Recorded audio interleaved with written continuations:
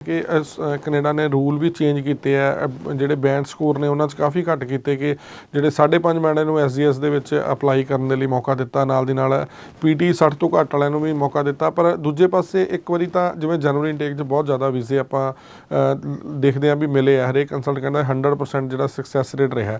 ਪਰ ਨਾਲ ਦੀ ਨਾਲ ਇੱਕਦਮ ਇਸ ਤਰ੍ਹਾਂ ਦੀਆਂ ਅਨਾਊਂਸਮੈਂਟ ਹੋਣੀਆਂ ਵੀ ਥੋੜ੍ਹਾ ਮੁਸ਼ਕਿਲ ਕਰ ਦੇਣਾ ਆਉਣ ਵਾਲੇ ਟਾਈਮ ਦੇ ਵਿੱਚ।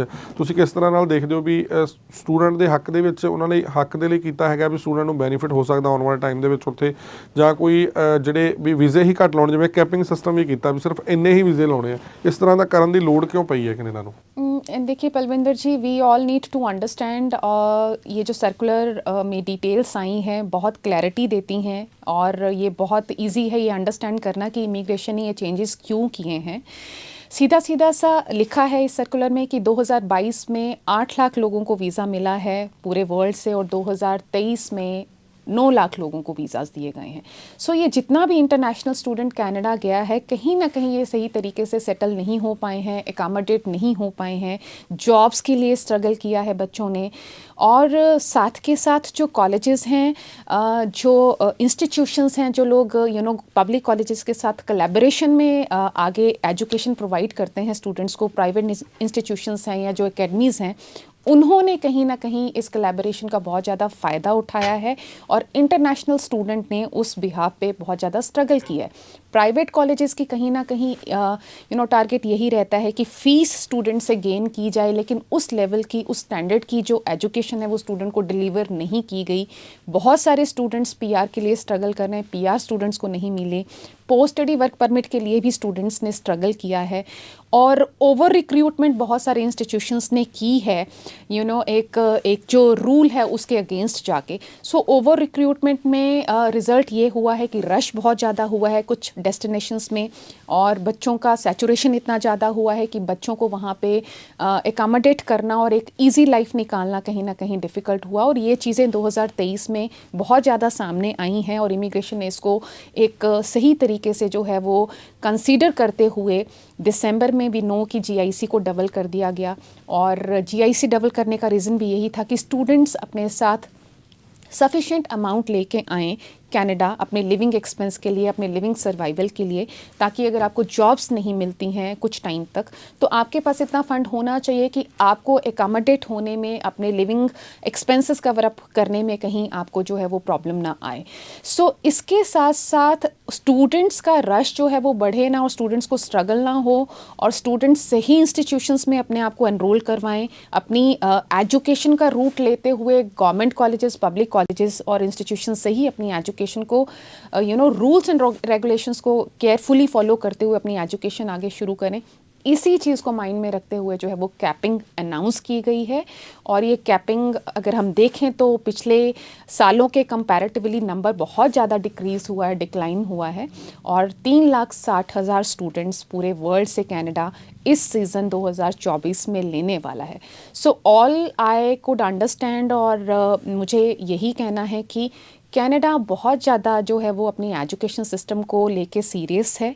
वो अपने आप के स्टैंडर्ड्स भी मेंटेन करना चाहता है और आने वाले इंटरनेशनल स्टूडेंट्स भी कनाडा जाके ईजिली अपने आप को इस्टेब्लिश कर पाएँ, अपनी एजुकेशन का बेनिफिट लेके अपने करियर को आगे इन्हांस कर पाएँ, PR ले पाएँ। उसके लिए कनाडा अब क्रीम स्टूडेंट्स को जो है वो टारगेट करने वाला है।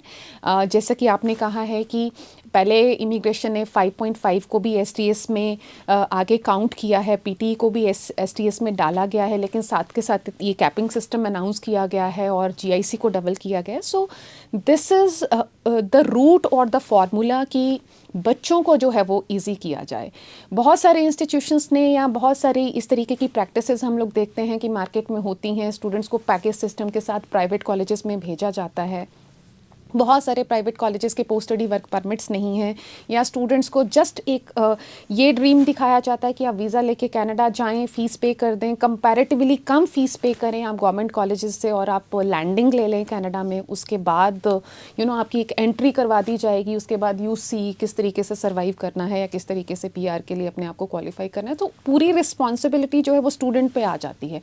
सो इंस्टीट्यूशंस ने सिर्फ अपने आप को, प्राइवेट इंस्टीट्यूशंस ने सिर्फ फ़ीस तक टारगेट किया गया और इस तरीके की प्रैक्टिसेस एजेंट्स की तरफ से मार्केट में की गई हैं, और ये सब चीज़ों को माइंड में रखते हुए इंटरनेशनल एजुकेशन के जो स्टैंडर्ड्स हैं उनको मेंटेन किया जाए और इंटरनेशनल स्टूडेंट को सफ़र करने से प्रिवेंट किया जाए। ये rules immigration government of Canada ने लिए हैं। कहीं ना कहीं ये बहुत पॉजिटिव अनाउंसमेंट्स हैं अगर हम इसको सही तरीके से समझें। And all I want to say कि अगर हम पढ़ाई का रास्ता लेते हैं, अगर हम स्टूडेंट वीज़ा कैटेगरी के बेसिस पे जाना चाह रहे हैं, so we have to study over there. हमें स्टडी करना चाहिए, हमें पढ़ाई करनी चाहिए, हमें अच्छे प्रोग्राम्स को टारगेट करना चाहिए। डिग्री लेवल प्रोग्राम्स को आप टारगेट कीजिए, आप ट्रेड टेक्निकल कोर्सेज़ कीजिए, और बहुत सारे ऐसे ट्रेड टेक्निकल वोकेशनल कोर्सेज़ हैं जो लीडिंग टू पीआर हैं। एक डिग्री प्रोग्राम आपको अच्छे क्रेडिट्स जो है वो गेन करके देता है, आप पीआर के लिए क्वालिफाई करते हैं। कनाडा के इन रूल्स के साथ साथ बहुत सारे ऐसे प्रोग्राम्स हैं इंटरनेशनल स्टूडेंट्स को अकामोडेट करने के लिए जो सीधा सीधा आपको पीआर के लिए क्वालिफाई करते हैं। कैनेडियन एक्सपीरियंस क्लास सीईसी के अंडर आप अपने आप को पीआर के लिए क्वालिफाई कर सकते हैं। प्रोविंशियल नॉमिनी प्रोग्राम्स हैं, एक आरएनआईपी प्रोग्राम आजकल बहुत ज़्यादा फेमस हैं कैनेडियन इमिग्रेशन गवर्नमेंट की तरफ से। ऐसे भी सिटीज़ हैं या ऐसे रूरल टाउन्स हैं जिसको इमिग्रेशन गवर्नमेंट आगे प्रमोट करना चाहता है, इस्टेब्लिश करना चाहता है। सो हर एक प्रोविंस में ऐसे टाउन्स हैं जहाँ पे आरएनआईपी प्रोग्राम इम्प्लीमेंट होता है। सो बहुत सारे पीआर के रास्ते हैं और पीआर की कैटेगरीज हैं जिसको ऑप्ट करके या उन डेस्टिनेशंस को ऑप्ट करके आप अपने लिए एक सेटल करियर पहले से ही प्लान करके कनाडा जो है वो टारगेट कर सकते हैं। So all you need to do is कि एक सही कंसल्टेंट आप अपने लिए चूज़ कीजिए, एजुकेटेड कंसल्टेंट चूज़ कीजिए जो आपको सही विज़न दे इंटरनेशनल एजुकेशन को लेके, फिर चाहे वो कनाडा आपकी डेस्टिनेशन है या आप कनाडा छोड़ के US, UK, Australia, European countries कुछ भी अगर आप टारगेट करना चाहते हैं, आपका कंसल्टेंट उस लेवल पे लाइसेंस्ड एजुकेटेड होना चाहिए जो फर्स्ट काउंसलिंग में ही आपका जो है वो पूरा क्लैरिटी आपको दे कि किस तरीके की एजुकेशन आप ऑप्ट करें, किस डेस्टिनेशन को चूज़ करें, प्रोग्राम किस लेवल का होना चाहिए, या फिर जिस एरिया में आप जा रहे हैं किस तरीके के पीआर प्रोग्राम्स हैं, आप कैसे क्वालिफाई कर पाएंगे। So we at Macro Global, I Shivani Chopra being career course graduate में हमारा यही टारगेट रहता है कि फ़र्स्ट काउंसलिंग में A to Z चीज़ें आपको जो है बताई जाएँ और आपके फ्यूचर का पीआर तक का सारा प्रॉस्पेक्ट आपको डिस्क्राइब किया जाए। So you can all come to us हमारे सेक्टर 35C ऑफिस में। इस शो में टाइम थोड़ा सा लिमिटेड रहता है और ये सारी चीज़ें जो भी मैंने आपके साथ शेयर की हैं वो डिटेल में आपको डिस्क्राइब नहीं की जा सकती हैं। So you all can come personally to our sector 35C Chandigarh office, और आप हमें कॉल करके भी आप हमसे एक टेलीफोनिक काउंसलिंग ले सकते हैं। ਬਿਲਕੁਲ ਜਿਹੜੇ ਵੀ ਸਟੂਡੈਂਟ ਕੈਨੇਡਾ ਸਟੱਡੀ ਵੀਜ਼ੇ 'ਤੇ ਜਾਣਾ ਚਾਹੁੰਦੇ ਆ, ਜਿਵੇਂ ਮੈਮ ਨੇ ਕਿਹਾ ਕੁਛ ਟਾਈਮ ਹਜੇ ਵੀ ਉਹਨਾਂ ਕੋਲ ਬਚਦਾ ਹੈ। ਕਿਸੇ ਨੇ ਆਪਣੇ ਸਪਾਊਸ ਦਾ ਜਿਹੜਾ ਵੀਜ਼ਾ ਤੁਸੀਂ ਓਪਨ ਵਰਕ ਪਰਮਿਟ ਅਪਲਾਈ ਕਰਨਾ ਤਾਂ ਵੀ ਤੁਸੀਂ ਅਪਲਾਈ ਕਰ ਸਕਦੇ ਹੋ, ਕਿਉਂਕਿ ਹਜੇ ਜਿਹੜੀਆਂ ਚੀਜ਼ਾਂ ਨੇ ਇੰਪਲੀਮੈਂਟ ਨਹੀਂ ਹੋਈਆਂ। ਬੇਸ਼ੱਕ ਦੀ ਅਨਾਊਂਸਮੈਂਟਸ ਹੋ ਚੁੱਕੀਆਂ ਨੇ, ਪਰ ਫਿਰ ਵੀ ਬਿਲਕੁਲ ਹਰ ਚੀਜ਼ ਨੂੰ ਧਿਆਨ 'ਚ ਰੱਖਦੇ ਹੋਏ ਤੁਸੀਂ ਆਪਣੀ ਫਾਈਲ ਆ ਜਿਹੜੀ ਪ੍ਰੋਸੈਸ ਕਰਾ ਸਕਦੇ ਹੋ।